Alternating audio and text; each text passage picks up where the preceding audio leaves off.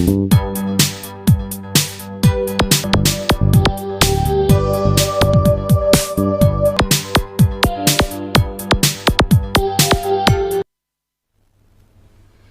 the headlines, many injured, vehicles destroyed as gas explosion rocks Lagos.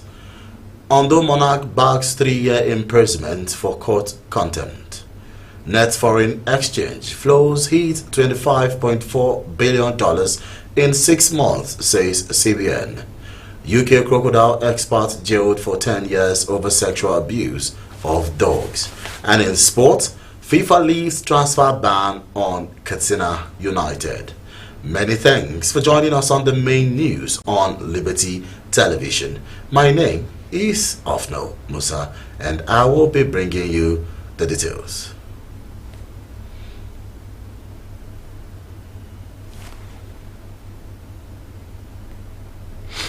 The federal government has announced plans to review the merger of federal technical colleges and science schools in the country to unbundle them.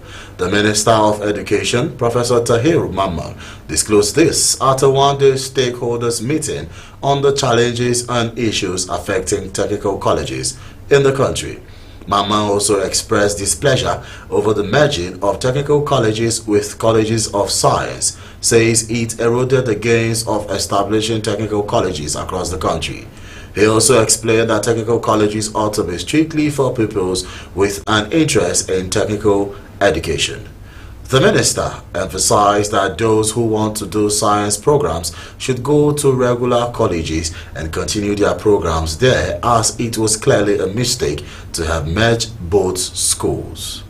Mamman also bemoaned the low enrollment of students in the technical colleges, noting that technical colleges were to teach skills to transform the country.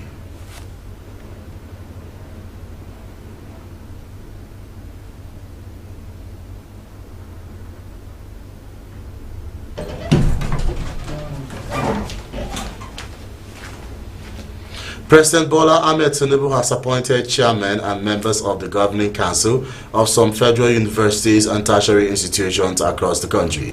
The special advisor to the president on media and publicity, Ajoyi Ngalale, disclosed this in a statement.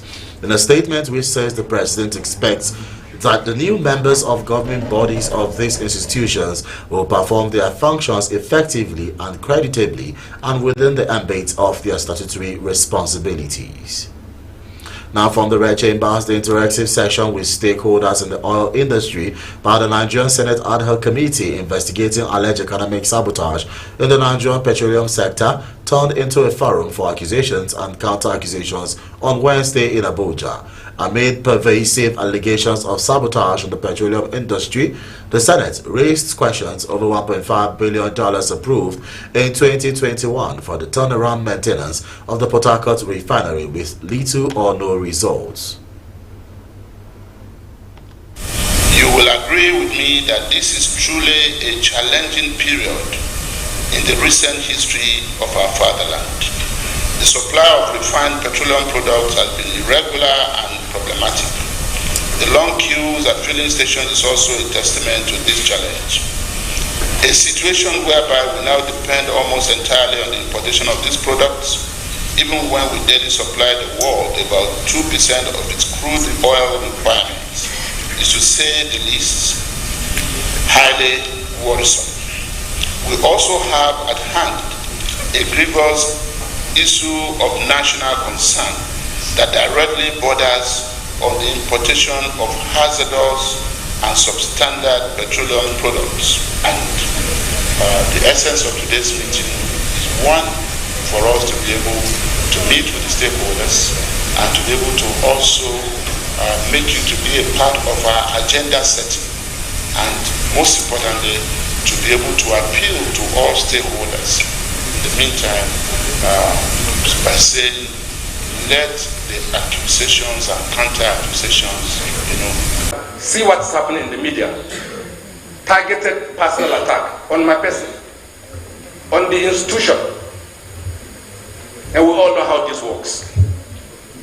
They are deliberate, they are calculated, so that create the impression that the NNPC Limited and our leadership are doing anything to create economic sabotage in our country. It is far from it, Mr. Chairman. This company has grown, Mr. Chairman. We're proud to say this. From a loss company for 43 years to a profit-making company today, Mr. Chairman. Mr. Chairman, this is very...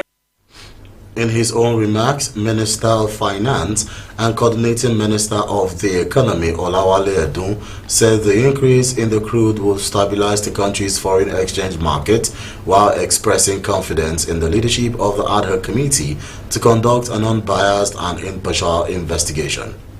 There is a commitment to dealing with these issues, and the focus also remains in the oil and gas industry in improving incentives. Already, Mr. President has signed some executive orders which have meant that oil and gas investments, particularly in the gas sector, have started to flow back. We saw a $500 million investment just a couple of weeks ago, and we have investment already made and around $7 billion on the sidelines waiting for the correct investment environment. The outlook for oil prices for the rest of this year and beyond is positive, is strong.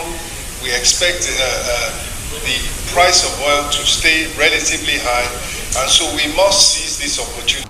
The decision was made known in a circular titled Withdrawal of Internal Circular on Sale of Subsidized Rice to Public Servant, signed by the Permanent Secretary of the Ministry of Special Duties and Intergovernmental Affairs, Human Resources.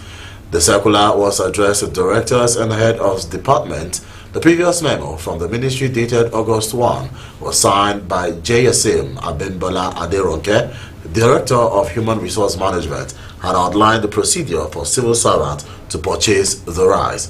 However, no reason was provided for the withdrawal of the plan, which certainly will leave many civil servants who had registered for the subsidized rice in a state of uncertainty. Representative Ike has said, according to the union, the operative stormed the Labour House as its headquarters is called around 8:30 p.m. The NLC is not immediately able to ascertain all the things taken away from its offices. The raid, which was carried out 6 days after the End Bad Governance protest, has been blasted by the union. The NLC also demanded the immediate withdrawal of the security operatives from its headquarters. NLC said Nigeria Labour Congress condemns in its entirety the new law in security operations in Nigeria. The armed security operatives showed no legal document permitting them to invade the premises of the Nigerian Labour Congress in the ungodly hours peacefully on any issue they feel strongly about, and call on the international community to take note of the deterioration of democratic principles in the bid to turn Nigeria into a police. That's when you go to the governor. If the governor cannot give you an answer, that's when you can go to the president. Our president protested in the past, everything was peaceful. And I see some people protesting in Nigeria and carrying Russia flag. That is unpatriotic. Let's talk to ourselves. We cannot start carrying Russia flag in Nigeria. No.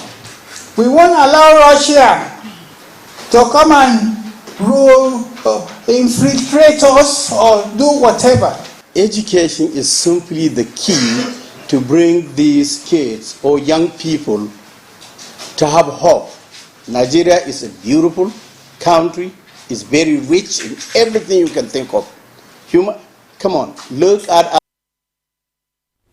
National chairman of the party, in his response, said protest is part of democracy, and even in the so-called developed countries, people protest, but said Nigerians will soon smile when policies and programs initiated by Bola Ahmed Tinubu start yielding results, especially for the youths.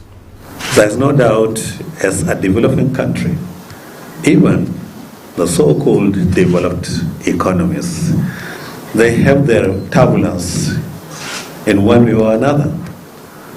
So it's not surprising Nigeria is having its own. So that whenever there is a reform agenda, some obstacles must be on the way. certain things people must suffer in one way or another. But in the long run, everything will be according to the plan. We are aware that our president, Asuwaju Bola Ahmed Tinubu, he came in with intention to introduce some reforms. Our institutions are weak, and unless if you have strong institutions, you will find it difficult to implement whatever good policy you have.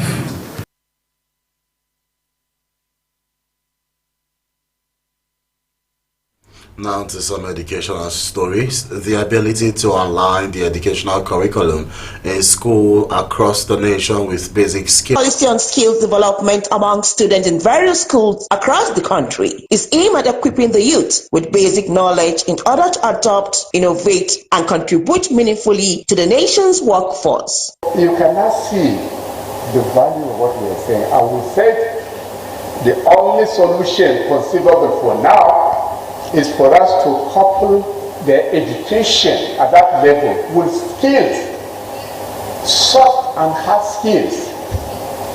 Expose them to varieties of skills at those levels. The Minister of State for Education, Dr. Yusuf Sununu, explained that the policy seeks to bridge the gap between education system and the demands in the labor market through aligning the school's education curriculum and the training programs with skills required by industries in order to be self-reliant. This policy aims to bridge the gap between the labor market, ensuring that our young people are not only academically equipped, but also possess the practical skills and competencies that employers seek. The need for abilities and expertise that a person possesses in order to enable them to perform specific tasks, functions, or possession effectively cannot be overemphasized.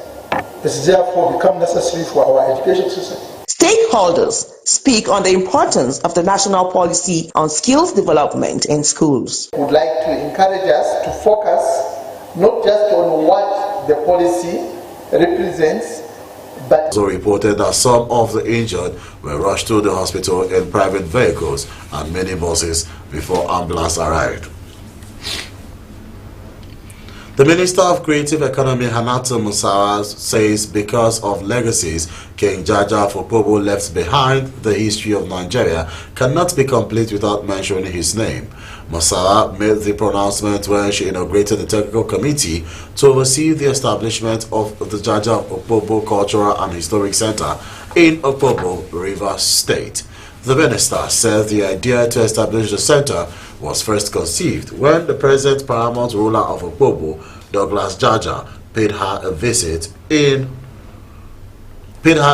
to speak to her on the importance of Jaja of Opobo to Nigeria's history, which is in line with the collective effort of the present administration to immortalize the country's past heroes.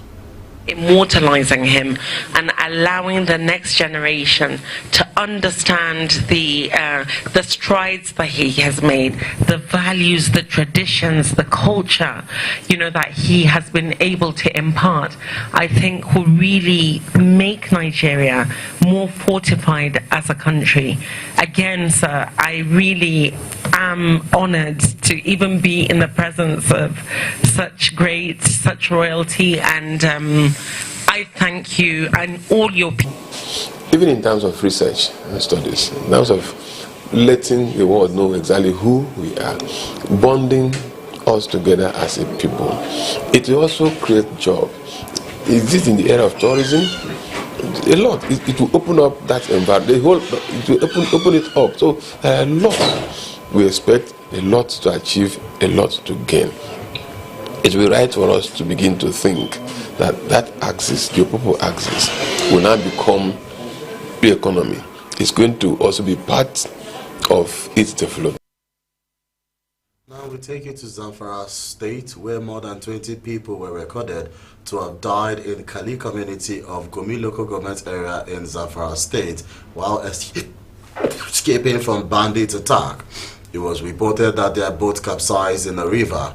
According to a resident who pleaded anonymity, The bandits besieged the village. They said the boat was overloaded and it capsized along Benin Magaji River, which led to the death of 20 villagers. The resident explained invaded Medina community in the Gabi local government area of Kaduna State and went away with Sheikh Gausi Zaman and some of his students. An eyewitness, Hamza Umar, says the armed gunmen shot sporadically for some minutes before taking Gausi Zaman, who was the imam and the main target, and others. He also said the resident was shot on the leg and is currently receiving treatment in the hospital. Many communities in Zaria are currently faced with attacks by different armed groups over the years. The community leaders have complained that all efforts to reach the police have proved abortive. And if you're just joining us, this is the main news. Just to remind you that you can also watch us live on all social media platforms. You can find Liberty TV on YouTube, Facebook, X, and Instagram. Still to come in the news. Net foreign exchange flows hit $25.4 billion in 6 months. UK crocodile experts jailed for 10 years over sexual abuse of dogs. And in sports, FIFA lifts transfer ban on Katsina United. Please do stand by for this and more after the break.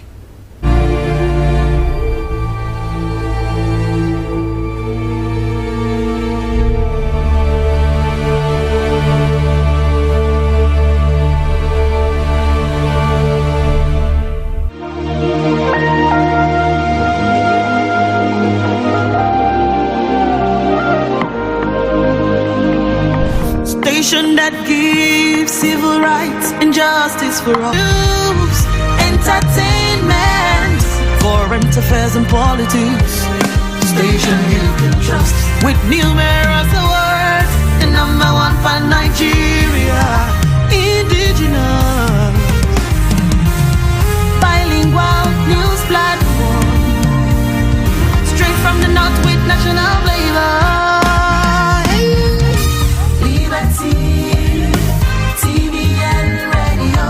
Broadcast house of your choice. You see, Liberty is a station that we love so much, and would like to acknowledge the people who give it the best of the best. Under the able and dynamic Dr. Ahmed Tijani Ramalan, the station's executive chairman. Much love. Salute. Issues in the news, can it be true? Voice for all. Liberty World News, Obodo Naija. Voice for all. Guest of the week, democracy in practice. Voice for all. True, Yalla Bari Dunia. Voice for all. Movies.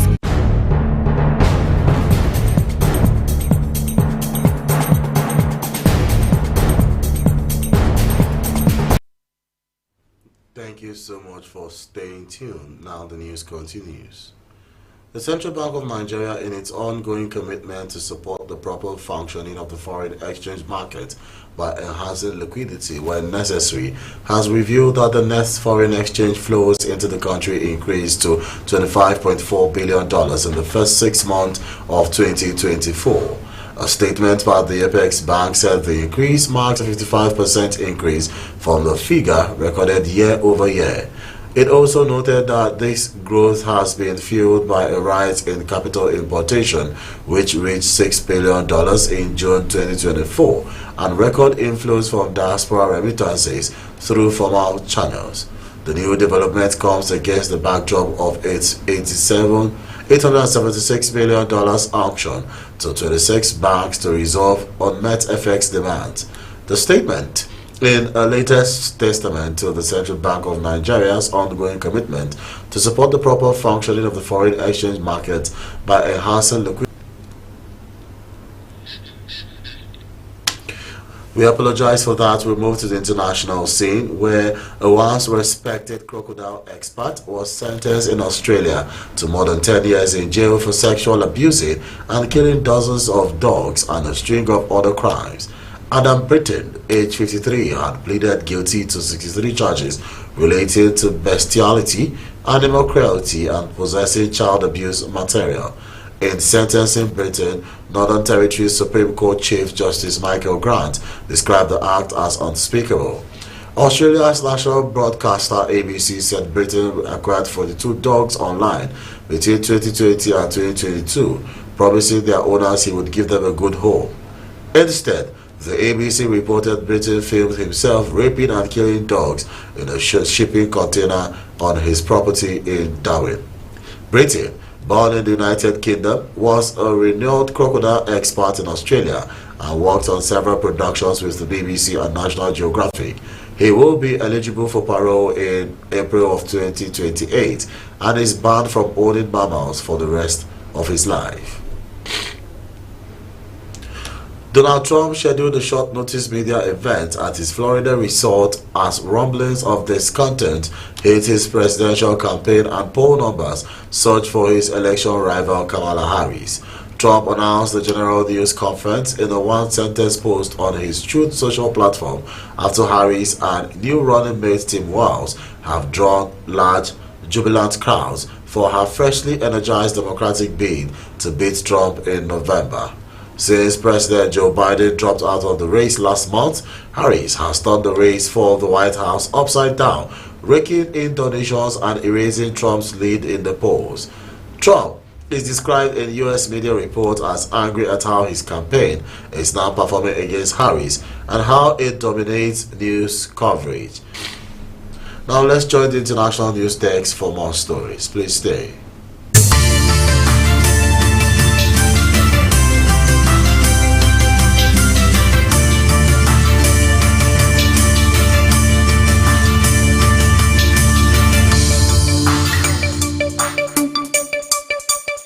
Hello and welcome to the international news. Here are our top stories. First to Somalia, where security forces in the city of Kismayo on Wednesday seized hundreds of Islamic face veils from female residents. The city's police chief says Wasame Ahmed Gelle told media authorities have been conducting operations to fight the veils, also known as niqabs, saying also the crackdown was sparked by concerns that jihadists could conceal their identity and carry out attacks. Large parts of Somalia are still controlled by Al-Shabaab, which has waged a violent insurgency for 20 years against the Somalian government. Friday, dozens were killed in an attack at a popular beachfront location in Mogadishu. Officers in Kismayo have been removing and confiscating veils from women in the streets. Women caught wearing the niqab, which covers the whole face except for the eyes, also face jail or a fine. The state in Britain, where thousands of police and anti-racism protesters gathered on streets across the country Wednesday to challenge expected far-right groups that failed to materialize following a week of violent attacks targeting Muslims and migrants. Britain was hit by riots last week after 3 young girls were killed in a knife attack in Southport, northwest England, triggering a wave of online messages wrongly identifying the suspected killer as an Islamist migrant. Protesters massed in cities including London, Bristol, Birmingham and Liverpool, holding racist-worded banners. Groups of a few hundred clashed with police, smashing windows of hotels housing asylum seekers and throwing rocks at mosques. The anti-racist protesters were a collection of Muslims, anti-racists and left-wing organisations, with local people appalled at the riots. Prime Minister Keir Starmer has warned rioters they would face long jail terms as he seeks to stamp out the worst violence in Britain for many years. Migration to Britain was a major factor in its 2016 vote to leave the European Union. Thanks for being with us. Have a very pleasant evening. I am Arthur James Brooks.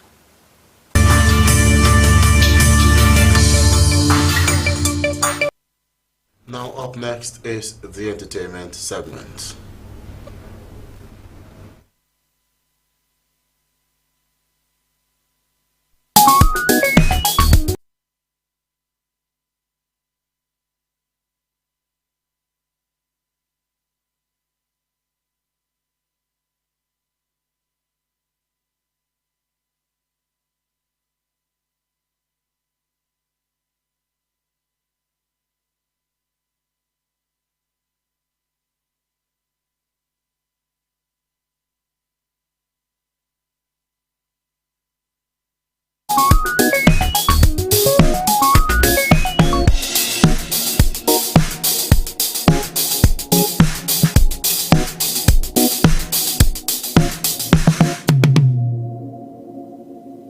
good evening and welcome to Entertainment News. Nollywood veteran Francis Duru has sadly lost his 15-year-old son Ifeanyi and has taken to social media to mourn him. The actor revealed the news of his son's death via an Instagram post on August 8, 2024 by uploading a photo of Ifeanyi, who will turn 16 in December. He also posted his son's picture on his Instagram story accompanied by heartbreaking emojis. Fellow celebrities, fans and followers of the Nollywood star took to the comment section to express their heartfelt sympathy, wishing him well and offering words of comfort to the family.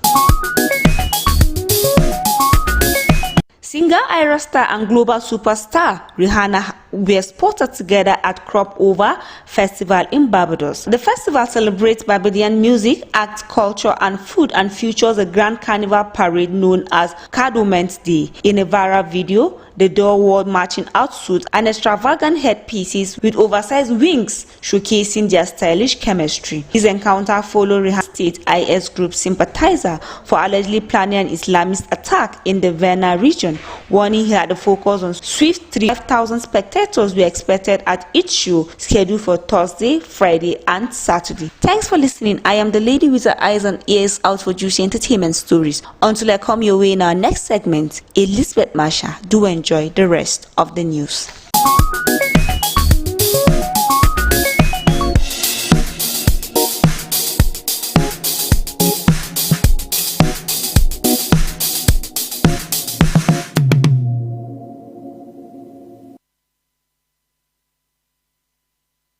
U.S. women's basketball team at the 2024 Paris Olympics. Nigeria, who have made physical play a trademark, looked anything but intimidated by the powerhouse Americans as they traded buckets in opening minutes. Two-time WNBA Most Valuable Player Aja Wilson scored 20 points and grabbed 11 rebounds to pace a U.S. side that could break a tie with the U.S. men's basketball team for the most consecutive Olympic gold set from 1936 to 68. The U.S. will face Australia in the semi-finals on Friday after the Opals saw off Serbia 85-67. The U.S. launched the third quarter with a 10-0 run and pushed the lead to 76-46 before Amar Kamara came up with a steal and raised the length of the court for a layup to end the quarter. The Federation International Football Association, FIFA, has lifted its ban on Nigeria Premier League Football League side Katsina United. Katsina United were banned from registering new players following a pay dispute with a former player of the club. FIFA took the decision after the player, Mahamadou Solomon, confirmed the receipt of his outstanding salaries from the club. Katsina United have bolstered their squad with the addition of 4 new players. The Changi boys are expected to bring in more new players before the start of the campaign. Katsina United will take on Plateau United in their first game of the season. Chelsea have signed Boca Juniors defender Aaron Anselmino for an undisclosed fee, the Premier League club announced. But the 19-year-old will be loaned back to Argentina's side for the 2024-2025 season. Anselmino has signed a 7-year contract at Stamford Bridge, having made 10 senior appearances for Boca, starting with his professional debut in June 2023. Anselmino, who scored his first career goal in a Copa Sudamericana win over Trendesin in April, is Chelsea's 8th signing of the summer transfer window. London club Chelsea, who finished 6th in the Premier League last season, begin the new campaign at home to champions Manchester City on August 18th. The remains of the son of late Gidado Idris, former secretary to the government of the Federation under the former military head of state, late General Sani Abacha, Ibrahim Gidado Idris, has been laid to rest after a brief illness at the Isa Keita Angwan Sarki Cemetery in Kaduna State. Liberty News correspondent